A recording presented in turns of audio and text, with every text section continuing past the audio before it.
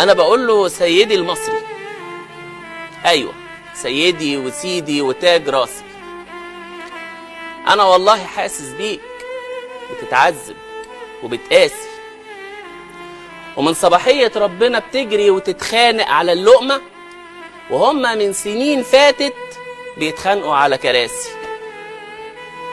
ده غير انك فقير خلقة، لا عندك ورث ولا تركة، بتسرق فرحتك سرقة، وعارف ان عيش بجنيه 8 بياكلوا فيه شركة.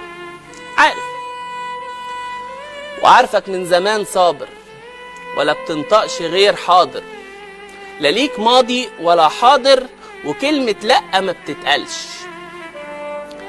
لكن اسمح لي من عشمي هقول لك حاجة وما تزعلش،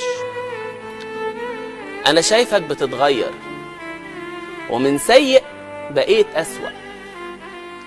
مش أنت برضو قلت زمان مفيش مبدأ بيتجزأ؟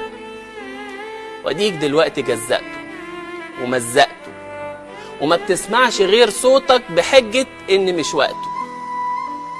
بقيت كل لما تتكلم يقولك اتقي شره.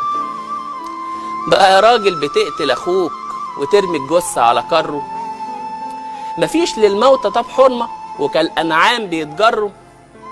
صحيح اللي اختشوا ماتوا، ونجيوا اللي اتعروا. ليه عرتونا؟ ليه عرتونا واحنا بنحاول نلملم بعضنا؟ ده بدل ما بتشيل عنا حمل بتزود انت في حملنا. ما كفاية علينا باب مفتوح إرهاب وخونة ومأجورين، مش ملاحقين على الخساسة من الشمال ومن اليمين. كل يوم فيه انفجار، كل يوم فيه ميتين، وبقينا خلاص متسستمين. طلبة عند الجامعة مرة في استهداف كمين،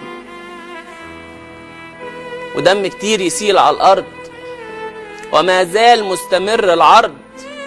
بقت الجنازة ضمن صلواتنا كأنها فرض.